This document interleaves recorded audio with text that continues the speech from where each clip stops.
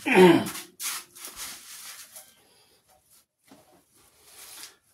त प्रिय मित्र लगायत सबैमा नमस्कार। आज चाहिँ म विशेष गरेर हाम्रो आदरणीय दाजु राजु मोक्तान दाजुको उहाँको अर्डरमा मैले दुईटा टुङ्ना दुईटा सारङ्गी गरेर बनाएको छु। त्यसको चाहिँ म साउन्ड चेक गर्छु कस्तो बज्छ है त। यो चाहिँ तर लो स्केलमा छ, हाई स्केलमा चाहिँ सारङ्गीले राम्रो बज्छ। लोमा मैले सेट गरेको छु, एफ सार्पमा होला। ल त कस्तो हुन्छ सुनौँ, विशेष गरेर राजु दाजुको लागि।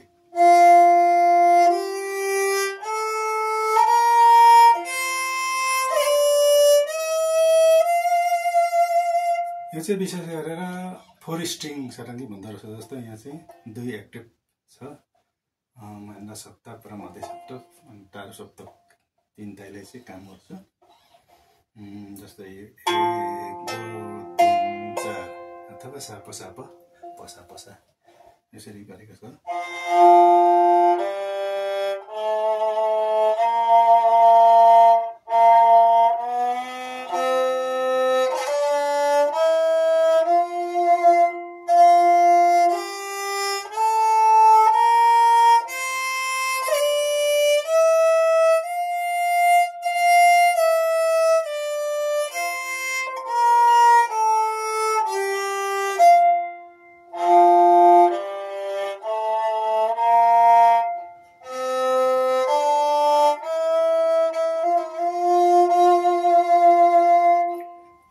अलिकति तल झरेको गीतहरू माथि चढ्ने गीतहरू बजाउन सकिन्छ। यो 4 स्ट्रिङमा चाहिँ 3 स्ट्रिङमा चाहिँ अब लोकगीतहरू साधारण मात्रै बज्ने गर्छ। तर बजाउन जान्नेले त बजाउँछ, तर अब हामीलाई चाहिँ गाह्रो पर्छ।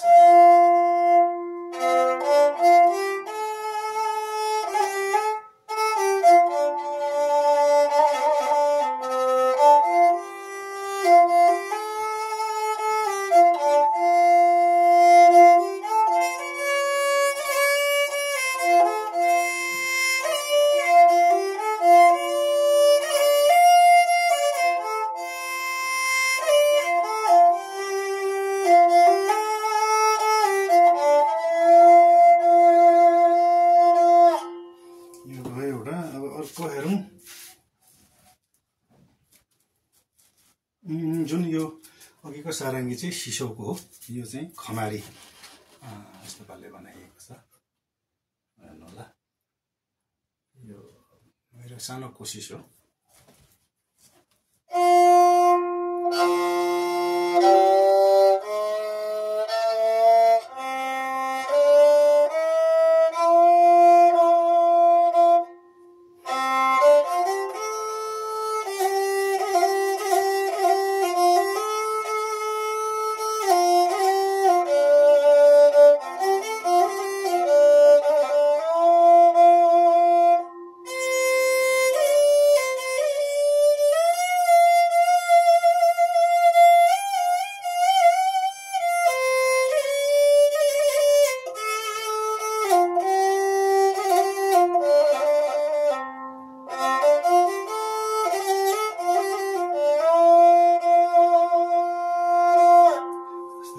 यो छिटो छिटो गर्ने बेला भयो।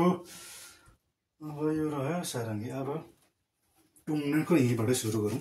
टुङ्ना चाहिँ स्टाइलै बनाइएको छ, यो मेरो आफ्नै डिजाइन हो। यसो चराको जस्तो जस्तो अनुहार पारेर बनाइएको यो यस्तो छ। यो मलाई बनाउन 8-9 दिन ठ्याक्कै लाग्छ। यो चाहिँ सादा। अब टुङ्नै त भयङ्कर अब आर्टिस्टहरूले त मजाको बनाएको हुन्छ।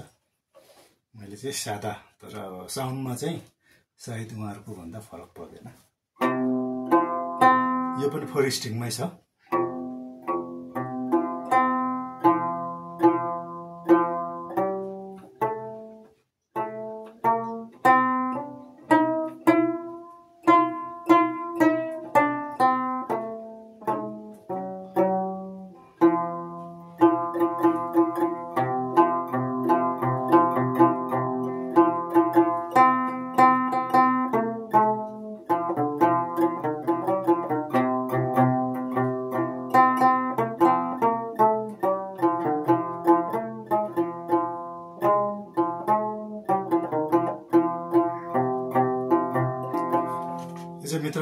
त्यसको बार नभएको हुनाले बजाउन अलिक गाह्रो छ। साउन्ड चाहिँ हो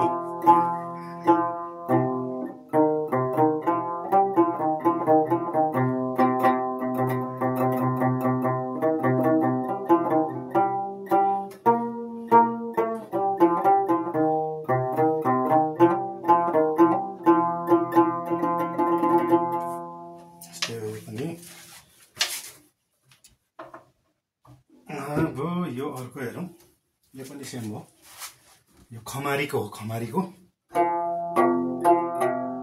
सेम साउन्ड हो।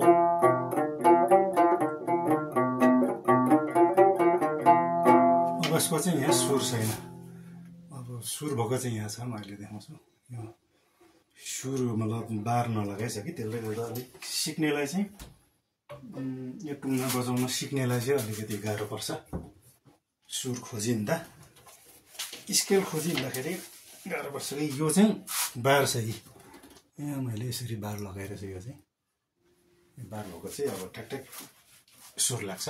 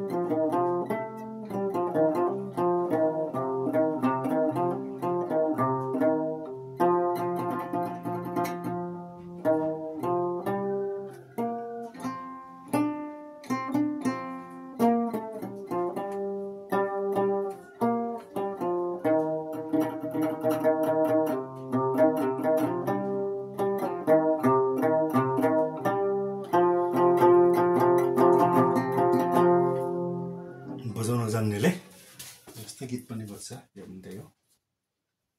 यो चाहिँ सिल टिम्बुरको काठ साह्रै राम्रो हुँदो रहेछ।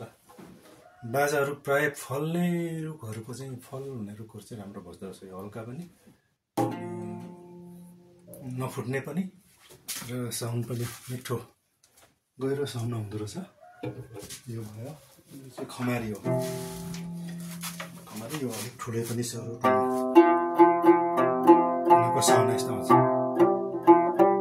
तर यो चाहिँ यहाँ बार नभएको हुनाले गर्दाखेरि अलिक प्रेस गर्दा चाहिँ कम साउन्ड बजाउनु नजानेको जस्तो हुन्छ। यो चाहिँ बार छैन, अब एकचोट बजाउनेले मात्रै राम्रो बजाउँछ यो। अब नजान्नेले सुर खोज्दा स्केल खोज्दा नै टाइम जान्छ।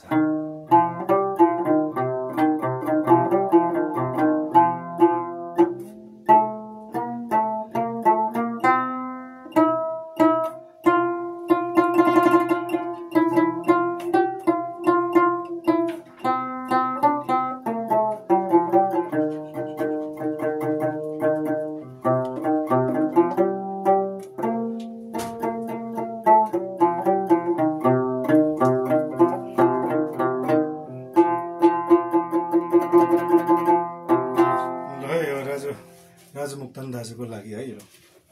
अब फिनिसिङ चाहिँ मैले यसपटक चाहिँ हातले होइन, स्प्रे किनेर पनि यतिकै लागि स्प्रे किन्नु पर्यो। स्प्रे मेसिन 1000को किनेर चाहिँ यसरी गरिरहेको छु। यो अब यसो फाल्टो हेर्दा राम्रो देख्दैन, तर यसरी हातमा लिँदा चाहिँ धेरै राम्रो अनुभव हुन्छ। अब फिनिसिङ छ, दुःख गरेर 9 दिन लगाएर बनाएको छु। ल है त प्रिय मित्रहरू, यस्तै छ। सारङ्गीहरू बनाएर चाहिँ चाहिने उहाँलाई जिम्मा लगाउनु आँटेको छु। हवस् त, बिदा। अब अर्को भिडियो हेरौँ कहिले आउँछ।